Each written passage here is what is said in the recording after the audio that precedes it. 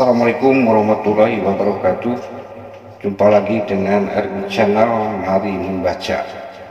Dengan membaca ilmu kita akan bertambah dari tidak tahu menjadi tahu.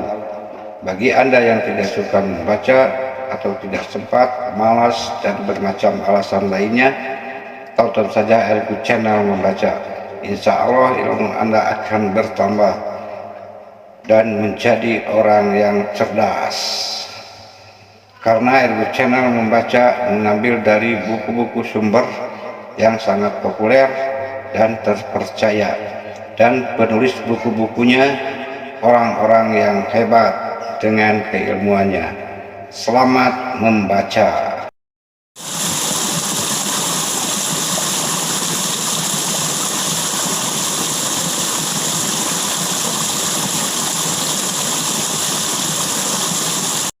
Fenomena lautan dalam Al-Quran Surat An-Nur ayat 40.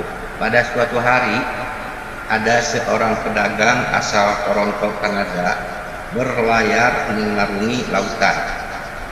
Dalam pelayaran itu secara kebetulan dia bertemu seorang penumpang yang muslim.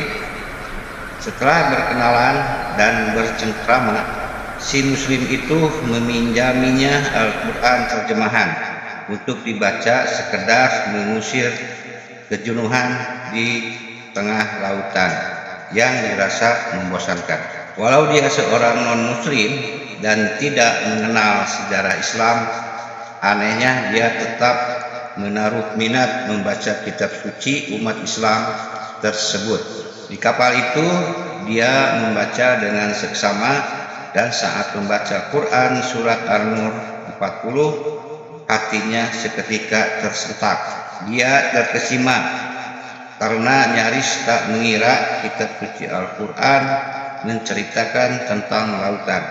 Beberapa hari kemudian, dia mengembalikan kitab terjemahan tersebut kepada pemiliknya. Jalan pikirannya yang polos karena selama ini mengira Al-Quran itu karya Muhammad membuat dia bertanya dalam hatinya, apakah Muhammad itu seorang pelaut? Bukan, jawab pemilik Al-Quran terjemahan tersebut. Bahkan Muhammad itu seseorang yang tinggal di gurun pasir. Rupanya jawaban itu membuatnya tidak ragu lagi akan kebenaran Al-Quran. Dia kemudian memeluk agama Islam. Apakah yang digambarkan Quran Surat An-Nur 40? Apa dibalik penggambaran Quran Surat An-Nur 40 sehingga membuat pedagang itu kemudian memeluk Islam? Amal orang kafir.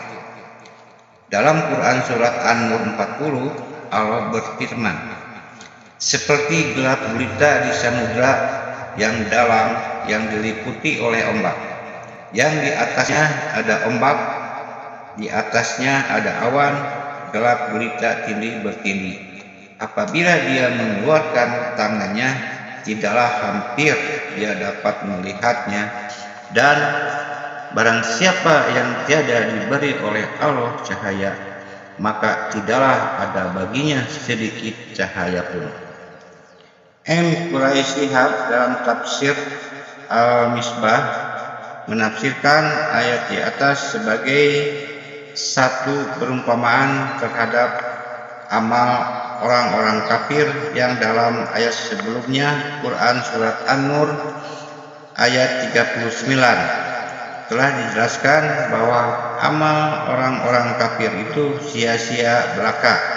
Dengan kata lain, amal orang-orang kafir itu seperti fata morgana atau seperti gelap gulita yang hitam pekat di lautan yang dalam, yang tak terjangkau dalamnya, yang diliputi ombak. Di atas ombak itu ada ombak yang lain, sehingga ombak itu bertumpuk-tumpuk, dan di atas ombak yang bertumpuk-tumpuk itu ada awan gelap yang menutupi cahaya yang menyinari langit. Lebih lanjut, dia menerangkan gelap gulita ini bertindih itu adalah laut yang dalam. ombak di atas ombak, serta awan hitam yang gelap. Karena gelap itu menjadikan apa yang berada di sekelilingnya tidaklah nampak.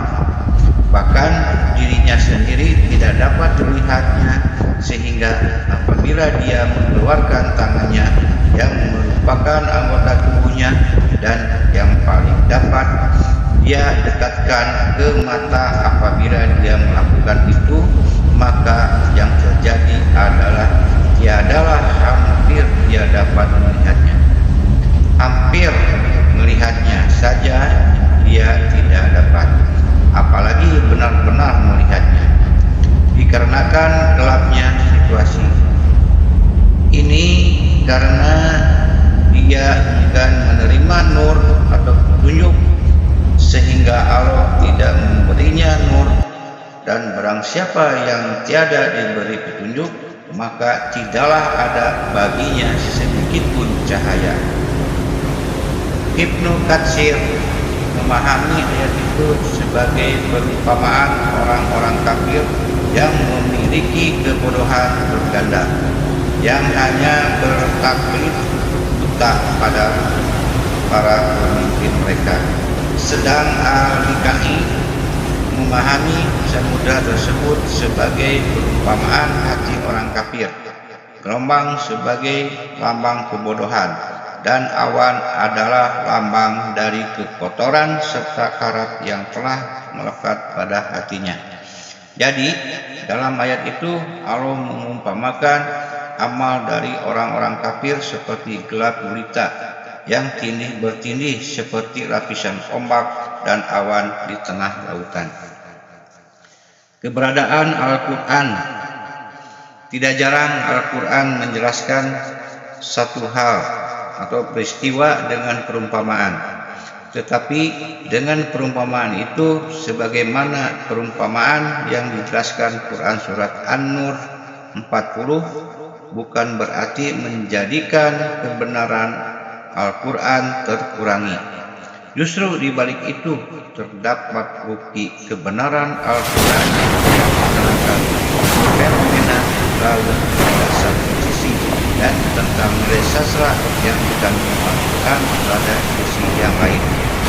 Apa yang mendasari pedagang asal Toronto itu kemudian beliau masuk Islam setelah membaca Quran surat An-Nur ayat 40. Setidaknya dua hal yang bisa dijadikan penjelasan.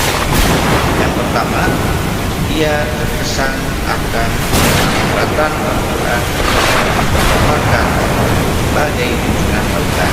Kebenaran Quran surat An-Nur 40 itu membuat dia tak bisa berpaling. Dia telah mengalami dan melihat sendiri akan fenomena lautan. Ombak yang di atasnya ada ombak lagi, dan di atasnya lagi ada awan. Karena itu, ia tahu keterangan itu bukan sebuah ilusi seseorang tentang badai di laut, tapi itu memang sebuah penggambaran yang nyata. Yang kedua, selama ini dia mengira Al-Quran adalah karya Muhammad.